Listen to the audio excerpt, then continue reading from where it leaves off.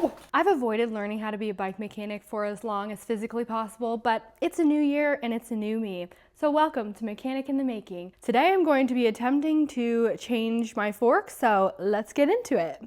I saw this hack on YouTube. Go. Oh my gosh, why is it not coming out? Oh!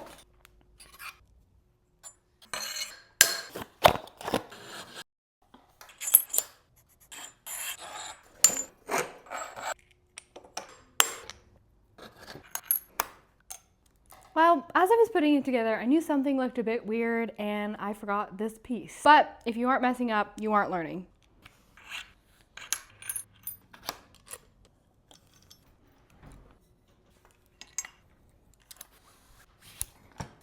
And there we have it, my swapped Marzocchi Super Z. I am honestly so stoked on how smooth it went. I made a couple mistakes, but for my first fork swap, I am pretty stoked and proud of myself. I'm looking forward to my next mechanical adventure, and we'll see you next time.